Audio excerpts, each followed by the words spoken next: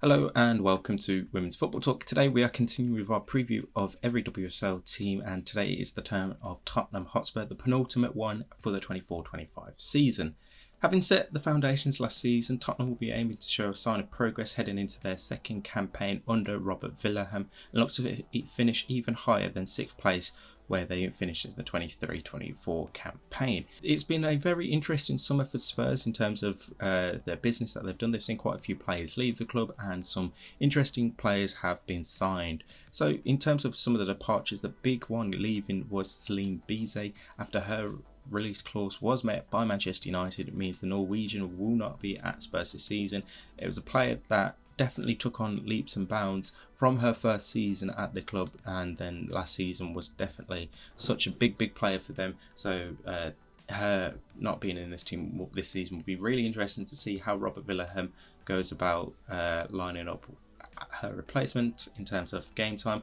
We've also seen the likes of Barbara Votikova and Ramona Petzelberger leave the club permanently, and Rosella Ryan has headed over to the United States on loan until the end of the year. So it's going to be a very interesting business. If you look at some of the players they've brought in Claire Hunt, Hayley Raso, Maite Oroth as well, and then they've made Amanda Nilden's loan permanent, and then they've also brought in Anna Schicke and Ella Morris as well, and then they've signed West Ham goalkeeper Caitlin Talbot on a 6-month loan. So it's been a very interesting summer for Spurs, and like I said, how these new players get integrated into the team, how they then set up under Robert Villahammer, is going to be very interesting throughout this season. So it's going to be interesting how Spurs set up. I think they've got a lot of versatile players, which does give Spurs a lot of flexibility with formations and positions, how they're wanting to set up. The style of play was often talked about last season, with mixed results from high scoring defeats to low scoring victories, so you could expect them to have figured a few things out, maybe even tweaked areas here and there in how organised they are wanting to be. They certainly have a good enough squad not to worry about being down the bottom part of the table, but if they're going to be a consistent 6th and higher, they've got to get their goal scoring boots of Martha Thomas and Beth England firing pretty much from the start of the season and on a more consistent basis, because what hurt Spurs at times was you'd have maybe Beth England would go on a run of 3-4 games where she was scoring 1 or 2 goals, and then she would go for a long period of time not scoring, but Martha Thomas would be doing it. And for Spurs to be considered a top side and wanting to be challenging the best of the best in the league, they've got to have both of them firing all 22 games throughout the WSL season.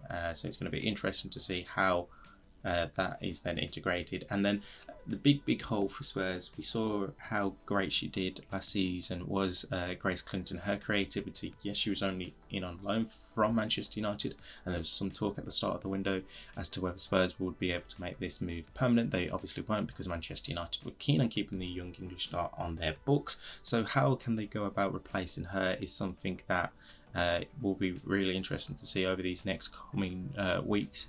I think you will slowly see it, how Spurs are going to look throughout the season and what their style is going to be. But yeah, having a player like Clinton leave is going to be a big hole for them to fill. So the standout new signing for me is Claire Hunt. In terms of big signing and what Spurs needed, it's just definitely ticks all the boxes. An upgrade on some of the defensive options that the club already have. She's bringing in that proven experience coming in from PSG and being a regular with the Australian national side as well.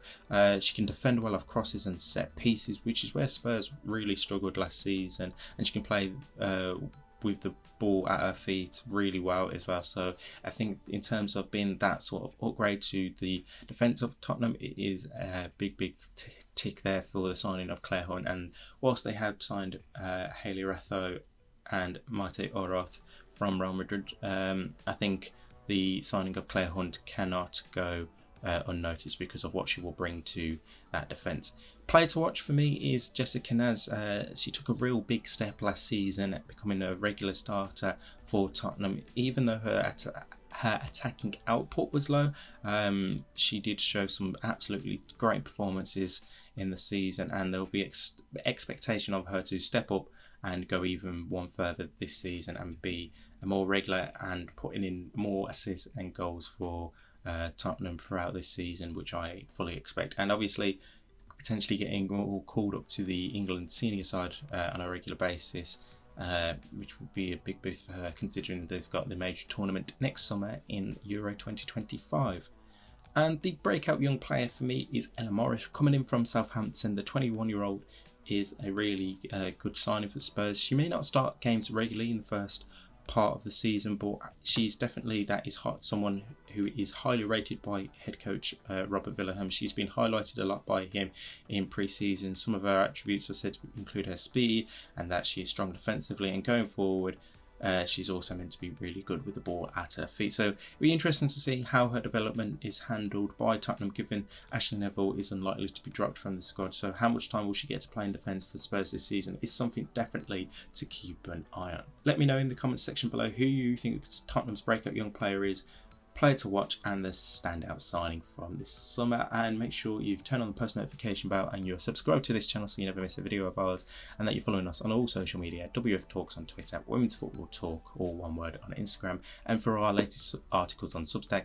womensfootballtalk.substack.com. In the meantime, we'll see you soon.